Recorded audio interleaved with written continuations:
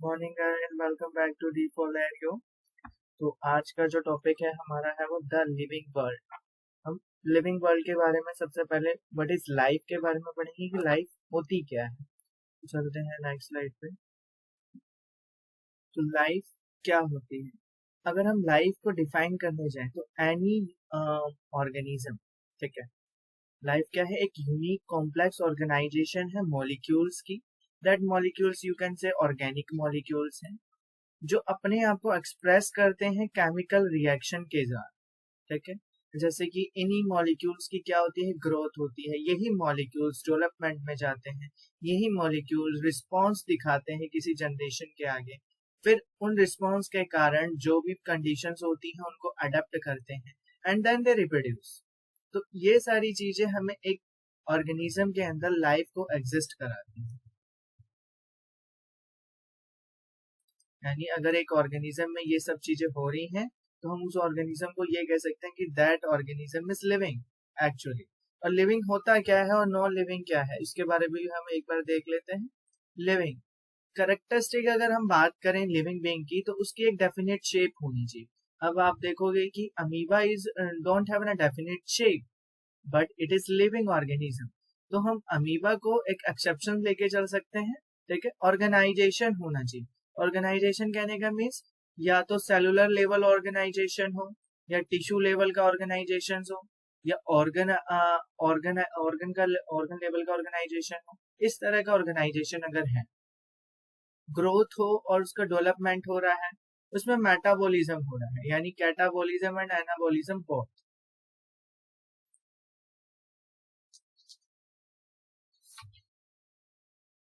वो रिप्रोड्यूस करे अगर, और होम्योस्टैसिस हो। होम्योस्टैसिस होता है to maintenance of our temperature.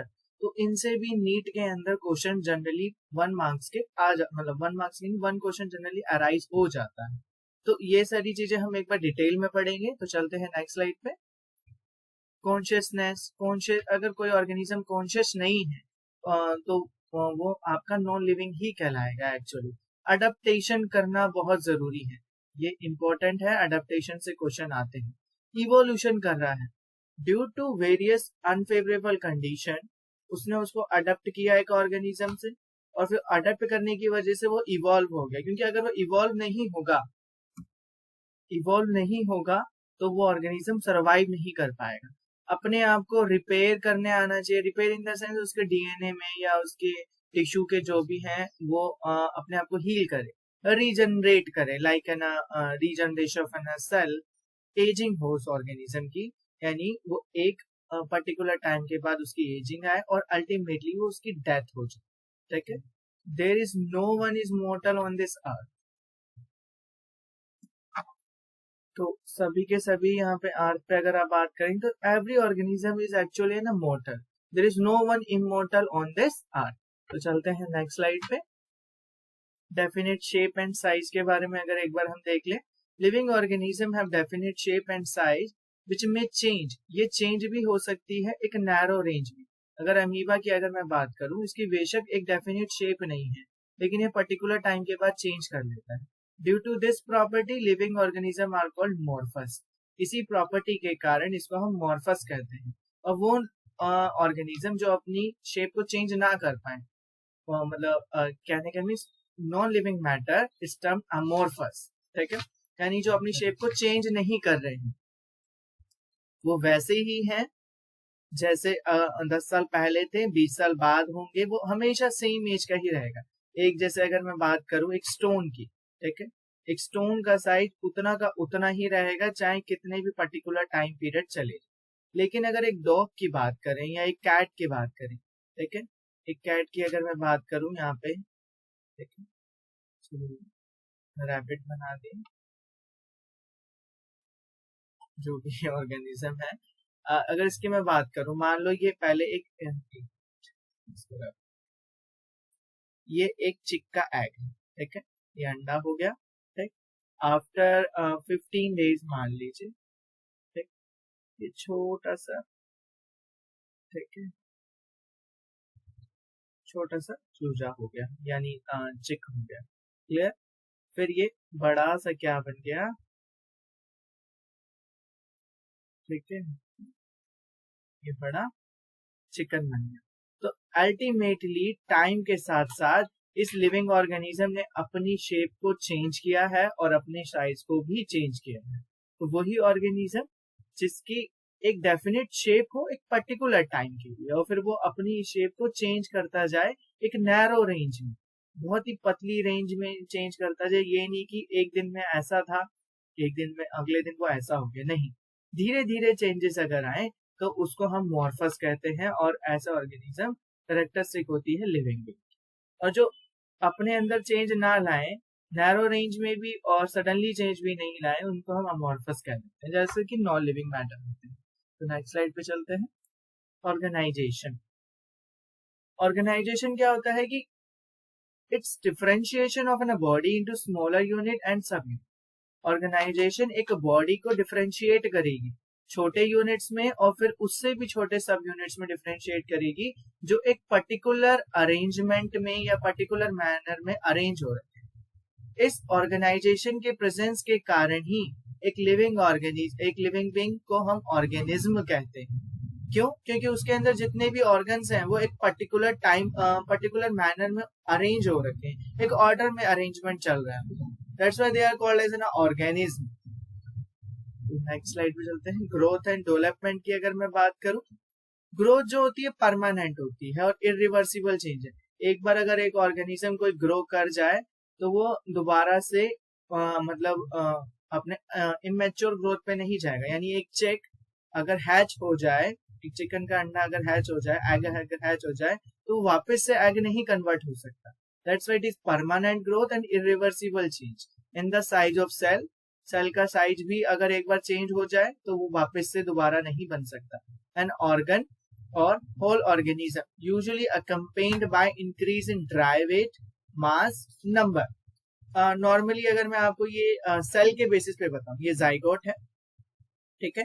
ये जाइगोट के बाद क्या है, ये प्लूरिपोटेंट सेल है। इसके पास सारी की सारी कैपेबिलिटी है अपने न्यू सेल बनाने की। डिवाइड हुआ, 2 सेल बने, ठीक, फिर मोरुला बन गया, 4 सेल बने, फिर उसके बाद 8 सेल बने, इसको भी मोरुला, फिर 16, फिर 32, फिर ऐसे 64 सेल।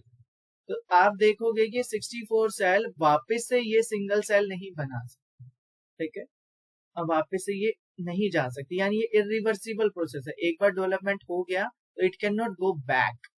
तो इसमें अगर देखें, एक सेल का जो वेट था, ड्राई वेट, वो मान लो 1 ग्राम था, इसके अंदर 2 ग्राम हो गया, ठीक है। न्यूट्रिशन ऐड हो रहा है, 4 ग्राम हो गया, तो ग्राम में भी बढ़ेगा, मास में भी देखो मास के अकॉर्डिंग भी बढ़ रहा है, ये इंक्रीज हो रहा है साइज में, और ये अल्टीमेटली एक क्या बना लेगा, एक ऑर्गेनिज्म बन जाएगा। और नंबरिंग ऑफ सेल तो आप देख ही रहे होगे ऑलरेडी इंक्रीज हो गई। तो यानी वंस द सेल, अगर ये कह लो एक बार सेल कमिटेड हो जाए, ठीक है, तो it can not go back. Committed in the sense commitment उसको मिल गया कि उसको अपना फेट डिसाइड ही हो गया है, उसको क्या बनना है, तो वो कमिटेड हो गया। कमिटेड होने के बाद तो चलते हैं नेक्स्ट स्लाइड पे, ग्रोथ एंड डेवलपमेंट। अगर प्लांट्स की बात करूं तो प्लांट्स कंटिन्यूसली ग्रो करते हैं, जब तक उनका लाइफ टाइम चलेगा दे कंटिन्यूसली ग्रो, वो कभी भी स्टॉप नहीं करेंगे। क्यों? क्योंकि उनके पास एक मेरिस्टेमेटिक एरिया होता है जहां पे सेल डिवीजन हमेशा चलता ही रहेगा, it can not stop. Human being की तरह वो स्टॉप नहीं हो जाते, they are continuously growing throughout their life. जब तक एक प्लांट का ड्यूरेशन होता है, लाइफ टाइम है, तब तक वो ग्रो करता ही रहेगा, वो रुकेगा नहीं। जैसे कि नॉर्मली हमने पढ़ा होगा, मेरिस्टेमेटिक जोन कहाँ होता है, रूट कैप के पास, तो ये इंक्रीज करता रहेगा। जब तक ये इंक्रीज करता रहेगा, जब तक करता रहेगा, जब तक आपका ये फ्लावरिंग करके इसकी डेथ ना हो जाए। ऐसा नहीं है खत्म नहीं हो, इसकी भी डेथ होगी, लेकिन जितना भी उसका टाइम पीरियड है जीने का, यानी अगर एक प्लांट 1 ईयर तक उसकी टाइम लाइफ, तो वो पूरे इस 1 ईयर में अपना ग्रो करता रहेगा। लेकिन अगर एक ह्यूमन बीइंग की अगर मैं बात करूं, अगर एवरेज हम 60 ईयर लेके चलते हैं, तो वो सिर्फ अप्रोक्सीमेटली 25 तक लेके चल लो या 24 तक लेके चल लो, ही ग्रो करेगा। उसके बाद उसकी ग्रोथ सीज हो जाती है, वो ग्रो नहीं करता, उसके सेल उसके बाद डेड होने लग जाते हैं, एजिंग होने लग जाती है। लेकिन प्लांट के केस में ऐसा नहीं, प्लांट कंटिन्यूसली ग्रो करेगा, वो अपने पूरे लाइफ टाइम में ग्रो करता ही रहता है। एनिमल्स में देखो grow occur up to an certain age, एक सर्टेन एज तक होती है। After which cell divide only to replace worn out and loss cell. उसके बाद ऐसा नहीं है कि ग्रोथ नहीं हो रही, ग्रोथ हो रही है, लेकिन उन सेल की जो जिनकी डेथ हो रही है, यानी सेल डिवाइड कर रहा है लेकिन वो सिर्फ रिप्लेसमेंट कर रहा है उनका जो सेल खो चुके हैं इंजरी के कारण या जो एजिंग के कारण वर्न आउट हो चुके हैं। इस प्रोसेस में this process are involve in growth. Growth में जो प्रोसेस इन्वॉल्व होते हैं इन एनिमल्स वो हो जाते हैं सेल डिवीजन, सेल एनलार्जमेंट और सिक्रीशन ऑफ एपोप्लाज्मिक सब्सटेंस। एक एपोप्लाज्मिक सब्सटेंस सिक्रीट होगा, सेल एनलार्ज करेगा अपने साइज में और सेल डिवाइड होगा। तो चलें एक बार नेक्स्ट स्लाइड पे देख लेते हैं। ग्रोथ भी दो तरह की है, इंटरसेप्शन एंड एक्रीशन। ये होते क्या है इनको एक बार हम डिटेल में थोड़ा सा देख लें। इंटरसेप्शन, नॉर्मल इंटरसेप्शन की अगर मैं बात करूं तो इसको बोल देते हैं इंटरनली ग्रोथ। ये एक तरह का डिजीज होती है इंटरसेप्शन, जो हमारी स्मॉल इंटेस्टाइन में या इंटेस्टाइन में होती है कि हमारी इंटेस्टाइन अंदर से बढ़ना शुरू हो जाती है, ठीक है, एडिशन होने लग जाता है उसमें मटेरियल का और उन्हीं बॉडी के अंदर ही न्यू सेल फॉर्मेशन होने लग जाते हैं, जिसके कारण ब्लड वेजल्स ब्लड को फ्लो नहीं करा पाते और अल्टीमेटली ऑर्गेनिज्म क्या हो जाता है, फिर उसमें ऑपरेशन करने के लिए बोल दिया जाता है। तो ये एक तरह की डिजीज है, तो इसको हम नॉर्मली ये बोल सकते हैं this is occur because of an internal growth due to addition of material and formation of cell inside their body like an tumour. एक ट्यूमर के कारण भी हो सकती है ये, ठीक है। तो यहाँ पर इस तरह की ग्रोथ को यानी जो इंटरनली ग्रोथ हो उसको हम इंटरसेप्शन कहते हैं। एक्रीशन भी देख लेते हैं। एक्रीशन होता है कि तो एक्रीशन की अगर मैं बात करूं तो एक्रीशन होता है कि नॉन लिविंग आर्टिकल्स अगर एक साइज में इंक्रीज हो जाए, और इस साइज में इंक्रीज कैसे हो रहे हैं, एक नॉन लिविंग आर्टिकल आया, दूसरा अटैच हुआ, तीसरा अटैच हुआ, चौथा, ऐसे ऐसे ऐसे, ऐसे कर कर करके addition of similar material on their outer surface, किसी आउटर सरफेस पे ऐसे अटैच होते गए, तो इसको एक्रीशन बोलते हैं। इस तरह की ग्रोथ, यानी एक तरीके से स्टोन ले लो, जो किडनी स्टोन है, किडनी स्टोन भी बहुत तरह का होता है, यूरिक स्टोन भी हो सकता है, it can B calcium stone age well. Calcium stone की अगर मैं एग्जांपल लूं तो कैल्शियम स्टोन में क्या है कि कैल्शियम एकदम से तो नहीं आया ना, धीरे धीरे धीरे करके कैल्शियम डिपॉजिट होता गया, एग्रीगेट होता गया। ये एग्रीगेशन के कारण आपका ग्रोथ बढ़ गई, और ये ग्रोथ कैसी है, ये नॉन लिविंग आर्टिकल्स की। तो ये ग्रोथ नहीं है, ये aggregation of non living articles जो अपना साइज इंक्रीज कर लेते हैं, जिसके कारण हम इसको एक्रीशन ग्रोथ का नाम दिया है। एग्जाम्पल देख लो, स्टोन है, क्रिस्टल है और माउंटेन्स इसी ग्रोथ के कारण बनते हैं। चलिए हम चलते हैं नेक्स्ट स्लाइड पे। Growth producing substance. अब ग्रोथ वैसे सब्सटेंस जो ग्रोथ को प्रोड्यूस करते हैं, प्रोटोप्लाज्मिक एंड एपोप्लाज्म, ठीक है। प्रोटोप्लाज्मिक की अगर मैं बात करूं, ये वो कंपोनेंट है जो living matter like cytoplasm and nucleus, ठीक है, जिसके अंदर लिविंग मैटर फ्लो ऑफ कर रहे होते हैं। एक सेल अगर आपने देखा होगा, ये न्यूक्लियस है, ठीक है, इसमें माइटोकॉन्ड्रिया हो गया और यहाँ से ER हो गए, ठीक है, जो भी है, ठीक है, सेलुलर ऑर्गेनिज्म। तो ये सारे के सारे तो इसको हम बोल देते हैं प्रोटोप्लाज्म या साइटोप्लाज्म की ग्रोथ, ठीक है। तो यही इसी ग्रोथ को हम बोलते हैं प्रोटोप्लाज्मिक या साइटोप्लाज्मिक ग्रोथ। तो दीज आर कंपोनेंट ऑफ, ये किस तरह के कंपोनेंट है, living matter like cytoplasm and nucleus. तो इनके ग्रोथ अगर होती है तो उसको बोल देते हैं प्रोटोप्लाज्मिक ग्रोथ, ठीक है। एपोप्लाज्मिक क्या हो गया, non living material formed by cell, cell के कारण जो भी नॉन लिविंग मटेरियल होता है, जैसे कि सेल वॉल हो गया, ठीक है, बोन हो गया, मैट्रिक्स हो गया, फाइबर हो गया, इन नॉन लिविंग मटेरियल की अगर ग्रोथ हो रही है तो उसको हम बोल देते हैं एपोप्लाज्मिक ग्रोथ। मेटाबॉलिज्म, जैसे कि आपको पता है कि metabolism is in sum total of various biochemical reaction. हमारी बॉडी में हमारे जितने भी सेल हैं, जितने भी ऑर्गन हैं, उनके अंदर जितने भी टिश्यू, जितने भी सेल वर्क कर रहे हैं, दे डू एन मेटाबॉलिज्म, यानी they do an anabolism and catabolism both. यानी एनाबॉलिज्म यानी formation of an new biomolecules, catabolism यानी ब्रेकिंग डाउन ऑफ बायोमोलिक्यूल्स. तो दोनों चीजें हमारे में बॉडी में जब चलती रहती है तो उसको हम टोटल एक सम टोटल में कह देते हैं, that is called an metabolism. It is defining property of all living organism. अगर किसी लिविंग ऑर्गेनिज्म में ना ही फॉर्मेशन हो रहा है न्यू सेल्स का और ना ही ब्रेक डाउन हो रहा है न्यू मॉलिक्यूल्स का या न्यू बायोमोलिक्यूल्स का फॉर्मेशन हो रहा है, अगर ये चीज नहीं हो रही है तो उसको हम लिविंग नहीं कह सकते, क्योंकि लिविंग बीइंग की प्रॉपर्टी ही होती है मेटाबॉलिज्म. तो एनाबॉलिज्म की अगर मैं बात करूं, it is also called constructive metabolism. ठीक है, जैसे कि मैंने बताया formation of an new biomolecules, इसके अंदर वो सारी चीजें रिएक्शन इंक्लूड हो जाएंगी जो बिल्डिंग अप होती है. It involve synthesis of complex substance, जैसे कार्बोहाइड्रेट का formation, protein formation,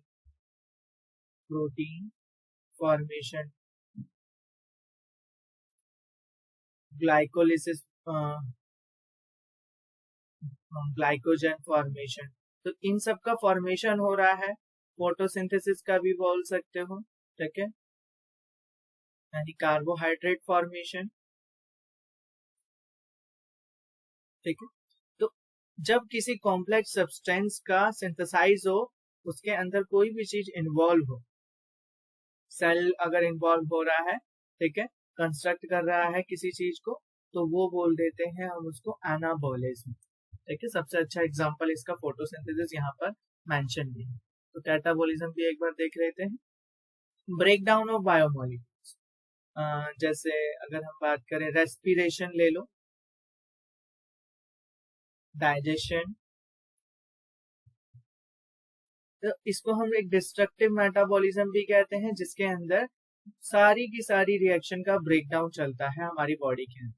it involve breakdown of complex substance, protein का अमीनो एसिड में टूटना, प्रोटीन अमीनो एसिड में टूट रहा है, फैटी एसिड में टूट रहे हैं. ठीक है, कॉम्प्लेक्स कार्बोहाइड्रेट ग्लूकोज में टूट रहे हैं. तो ये सारे के सारे कैटाबॉलिज्म कहलाते हैं. तो एग्जांपल रेस्पिरेशन, डाइजेशन. तो चलते हैं नेक्स्ट स्लाइड पे, दैट इज रिप्रोडक्शन. रिप्रोडक्शन जैसे कि पता है formation of an new individual, it can be of an asexually and it can be of an sexual. Similar kind का ऑर्गेनिज्म को रिप्रोड्यूस करना, जिससे हम ये कह सकते हैं कि लाइफ अराइज हुई है. जैसे कि ऑलरेडी अगर आप लोगों ने मेरा वीडियो देखा होगा ओरिजिन ऑफ लाइफ का, जिसमें मैंने बताया कि लाइफ प्री एग्जिस्टिंग फॉर्म से अराइज हुई है. ठीक है, तो it is not essential for survival of individual. ऐसा नहीं है कि एक इंडिविजुअल अगर रिप्रोड्यूस नहीं कर सकता तो वो सर्वाइव नहीं कर पाएगा. नो, हाँ, उसका एग्जिस्टेंस इस एनवायरमेंट में मे बी खत्म हो जाए अगर वो रिप्रोड्यूस नहीं करे, लेकिन वो सर्वाइव जरूर कर सकता है. तो it is distinguish living from non living, but it is not defining feature of life. ये एक लिविंग को नॉन लिविंग से जरूर अलग करता है, लेकिन ये लाइफ का एक फीचर को डिफाइन नहीं कर सकता. दो मेन स्ट्रेटेजी होती है, जैसे कि मैंने बताया, एसेक्सुअली एंड सेक्सुअली रिप्रोड्यूसिंग. ठीक है, तो नेक्स्ट स्लाइड पे चलते हैं. होम्योस्टेसिस. हमारी बॉडी जैसे हम क्या है, वार्म ब्लडेड एनिमल्स.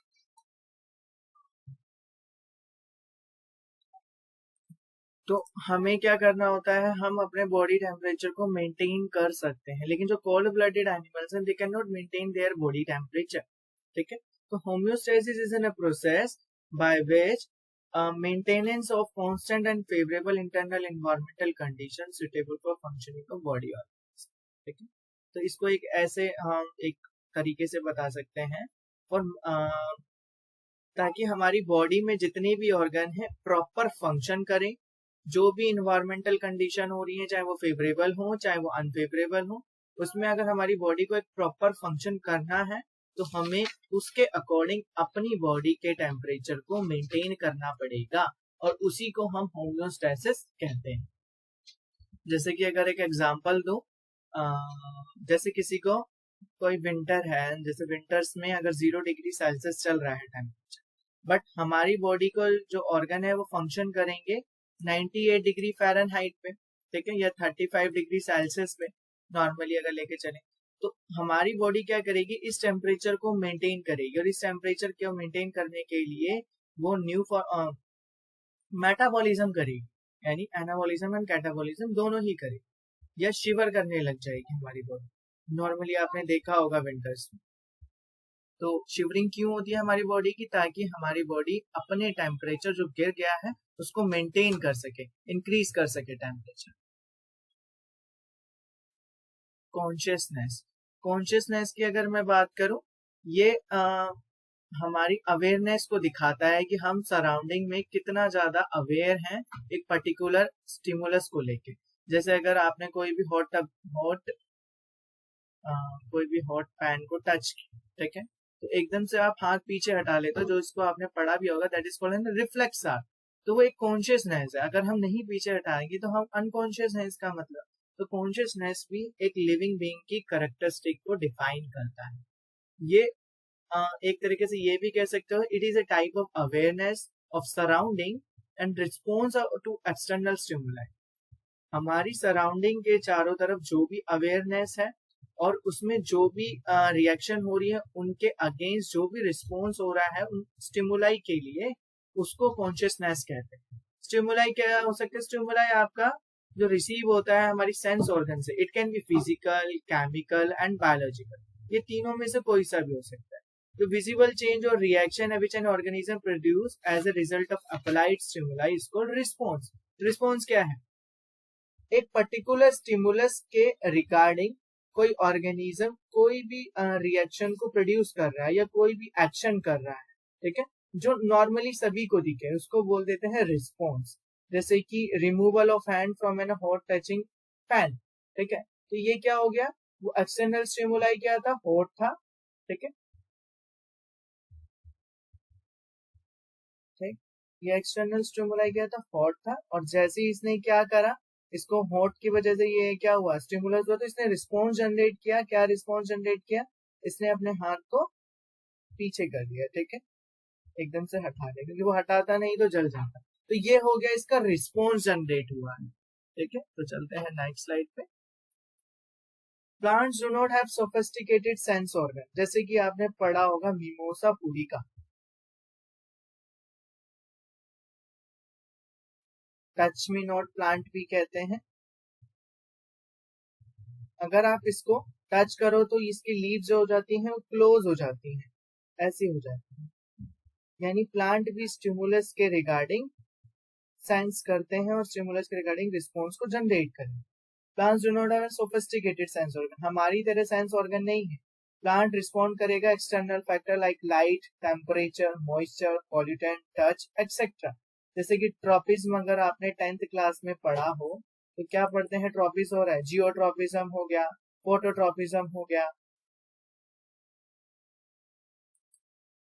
ठीक है। तो ये सारी क्या है? Movement of an plant towards light. तो ये मूवमेंट बता रहा है। तो उसी तरह से ये क्या कर रहा है? ये स्टिमुलस के रिगार्डिंग अपने रिस्पॉन्स को जनरेट कर रहा है। एग्जाम्पल अगर हो गया फोल्डिंग ऑफ लीव्स, एग्जाम्पल जैसे folding of leaves in mimosa pudica, लाजवंती या छुई मुई भी कहते हैं। ये क्यों हो रहा है? एक्सटर्नल स्टिमुलाई, यानी जैसे हम उसको टच कर रहे हैं, which acting as an external stimuli, तो वो अपनी लीव्स को क्लोज कर लेता है। इसको बोल देते हैं थिग्मोनेस्टी मूवमेंट। थिग्मोनेस्टी मूवमेंट, ये 10th क्लास में आई होप आप लोगों ने पढ़ा, ठीक है। तो चलते हैं नेक्स्ट क्लास और नेक्स्ट स्लाइड पे। Human beings have self consciousness, awareness of self. हमारे में खुद की एक अवेयरनेस रहती है। आपने लगभग देखा होगा कि अगर आपके पीछे कोई है, ठीक है, तो नॉर्मली हमें लगता है कि कोई पीछे है और पीछे खड़ा है, फिर हम पीछे मुड़ के देखते हैं। तो ये हमारी एक सेल्फ कॉन्शियसनेस है, हमारी अवेयरनेस है, जो हमें बताती है, हमारी एक सिक्स्थ सेंस है जो हमें ये अवेयर कराती है कि there is something happening besides of you, ठीक है। अडेप्टेशन, अडेप्टेशन की अगर बात करूं तो useful inheritable change in form, function and behaviour which enable an organism to adjust well and successfully in its environment. Adaptation, adaptation की अगर बात करें, वो इनहेरिटेबल चेंज, वो फंक्शन और वो बिहेवियर जो हमें एक अनफेवरेबल एनवायरनमेंट में आराम से जीने के लिए मतलब यूजफुल होते हैं। एक्चुअली यही कह लो कि हमें एडजस्टमेंट कराना सिखाते हैं, ठीक है। तो an organism is considered best adapted to an environment when it possesses inherited traits that enhance its survival and breeding in that environment. एक ऑर्गेनिज्म को बेस्ट अडेप्टेड जब माना जाता है जब वो एनवायरनमेंट से कुछ पोजेस करे, एक इनहेरिटेड ट्रेट को पोजेस करे जो उसके सर्वाइवल को और उसकी ब्रीडिंग को उस पर्टिकुलर एनवायरनमेंट में एनहेंस करे, ठीक है। तो इनहेरिटेबल चेंज क्या हो गया, एक तरीके से आप अडेप्टेशन कह लो, जैसे कि बहुत ज्यादा विंटर्स हो रही, ठीक है, बहुत ज्यादा सर्दियां पड़ रही हैं, ठीक है।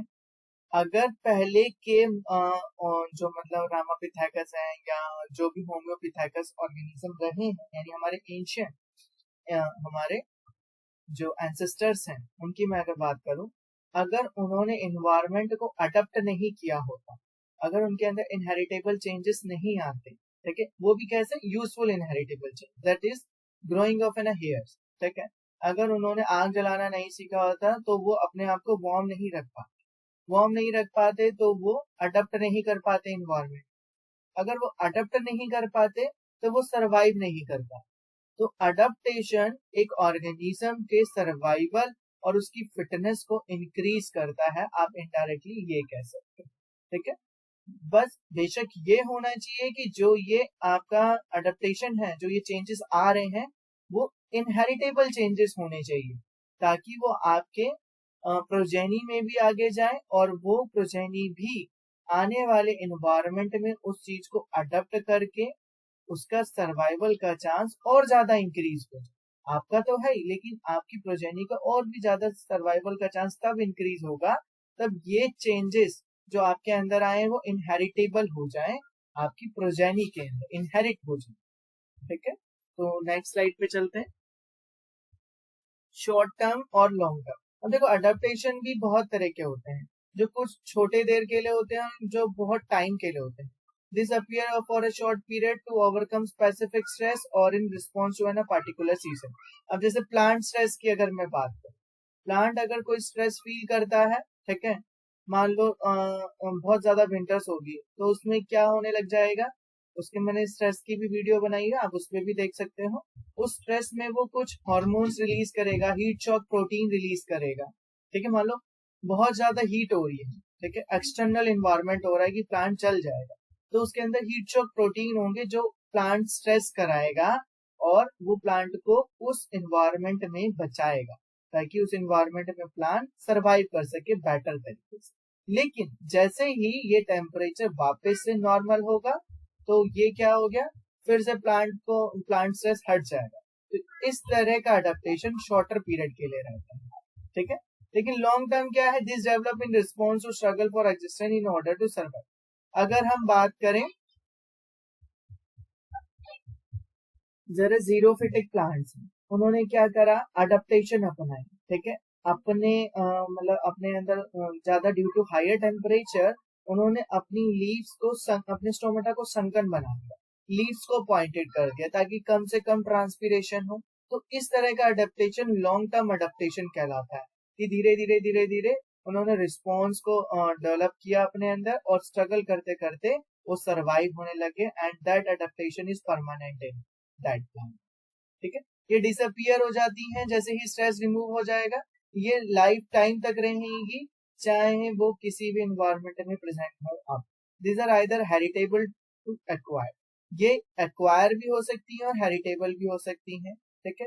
ये इवोल्यूशन पे बहुत कम रोल प्ले करती हैं, whereas long term adaptation are always heritable. ये एक ऑर्गेनिज्म से दूसरा उसी की स्पीशीज में जरूर हेरिट होगी ताकि वो आने वाले समय में भी अपने आप को अडेप्ट कर सके, ठीक है। और ये इवोल्यूशन के लिए एक मेजर रोल प्ले करती है, ठीक है। तो आई होप इनका आपको एग्जांपल समझ आ गया होगा। जैसे संकन स्टोमेटा होता है, नीडल लीफ हो गया, कैक्टी प्लांट इसका एग्जांपल ले लो। और शॉर्टर पीरियड के लिए अगर एग्जांपल अगर मैं बोलूं, कोई भी प्लांट स्ट्रेस फील कर रहा है ड्यू टू सैलिनिटी स्ट्रेस भी हो सकता है, वाटर स्ट्रेस भी हो सकता है। अब वाटर हमेशा के लिए तो प्रेजेंट नहीं रहेगा ना, वो एक पर्टिकुलर टाइम के बाद रिमूव हो जाएगा, तो इस तरह का अडेप्टेशन शॉर्ट टर्म अडेप्टेशन कहलाता है। ठीक है, तो short term adaptation in animals में भी एक बार देख लेते हैं। जैसे most amphibian, reptiles and some mammal क्या करते हैं, जैसे कि अगर मैं बात करूं, हाइबरनेट कर लेते हैं अपने आप को अनफेवरेबल कंडीशन में। ज्यादा विंटर्स हो गई तो विंटर से बचने के लिए वो उन्होंने क्या करा, अपने आप को हाइबरनेट कर लिया। तो मैमल्स में बियर का एग्जांपल ले लो। ठीक है, ये क्या करते हैं, हाइबरनेशन में चले जाते हैं ड्यूरिंग विंटर्स और फिर समर में निकल कर आ जाते हैं, क्योंकि इस तरह की अडेप्टेशन शॉर्ट टर्म कहलाती है। देयर मेटाबॉलिज्म बहुत स्लो होता है। ठीक है, अब जैसे ये हाइबरनेट कर लेंगे, इस हाइबरनेशन में क्या यूजफुल होता है, एक्चुअली इस हाइबरनेशन में उनकी बॉडी के जो फंक्शन है वो धीरे धीरे काम करने लग जाते हैं, ताकि उनकी बॉडी में ज्यादा से ज्यादा एनर्जी यूटिलाइज ना हो। उनका मेटाबॉलिज्म बहुत स्लो डाउन हो जाता है। ठीक है, एंड ये यूटिलाइज करते हैं, और बिफोर गोइंग टू हाइबरनेशन वो इतना ज्यादा अपने न्यूट्रिएंट्स को गेन कर चुके होते हैं कि हाइबरनेशन में जो भी न्यूट्रिएंट्स लगेगा वो अच्छे से, मतलब वो ऑलरेडी पहले से ही टेक कर चुके होते हैं। तो हाइबरनेशन के टाइम पे ये स्टोर्ड न्यूट्रिएंट को मतलब यूज करते हैं एनर्जी को ऑब्टेन करने के लिए। और सबसे बड़ी बात, मेटाबॉलिज्म बहुत स्लो डाउन हो जाता है। तो फ्रॉग एग्जांपल ले सकते हो आप इसका। तो नेक्स्ट स्लाइड पे एक बार चलते हैं, long term adaptation. Claw of different birds are well adapted to suit their perching habitat. देखो, शिकार करने की हैबिटेट के कारण काफी बर्ड्स के पंजों में बहुत से तरह के अडेप्टेशन आए हैं। जैसे वुड पैकर क्या है, वो क्लाइंब करता है और क्लिंगिंग करता है, यानी पेड़ पे ऐसे बैठा रहता है, हॉरिजॉन्टली बैठा रहता है और वो एकदम मजबूती से पकड़ के रखता है। तो ये भी उसका एक तरह का अडेप्टेशन है। ठीक है, स्ट्राइकिंग एंड कैचिंग का अडेप्टेशन हॉक ने अपनाया है। इतने ऊपर से एकदम से नीचे आता है और एकदम से अपने प्रे को कैच कर लेता है। ठीक है, पीजन क्या करता है, पर्चिंग का अडेप्टेशन करता है। ऑस्ट्रिच ने भागने का अडेप्टेशन अपनाया है कि वो उड़ नहीं सकता तो उसने भागना शुरू कर दिया। ठीक है, डक ने स्विमिंग का अडेप्टेशन अपनाया। तो ये सारे के सारे लॉन्ग टर्म अडेप्टेशन हैं जो उनके अनफेवरेबल कंडीशन के कारण उनमें जनरेट हुए, but now they are present in them, और उनके प्रोजेनी में भी परमानेंटली प्रेजेंट रहेंगे। तो आज के हमारे इस वीडियो में सिर्फ इस लॉन्ग टर्म अडेप्टेशन तक ही। नेक्स्ट वीडियो में हम इवोल्यूशन के बारे में थोड़ा सा पढ़ेंगे, ज्यादा डिटेल में नहीं, क्योंकि इवोल्यूशन को अल्टीमेटली हमें फाइनल चैप्टर में भी, बाद के चैप्टर्स में भी पढ़ना है। ठीक है, डिटेल में ही पढ़ना है, तो यहाँ पर हम जस्ट ओवरव्यू देखेंगे। तो आज के लिए मेरी इस वीडियो में सिर्फ इतना ही। आई होप सो आपको मेरी वीडियो पसंद आई हो। प्लीज लाइक एंड सब्सक्राइब करना मत भूलिए, and comment me that you like my video or not. Thank you so much.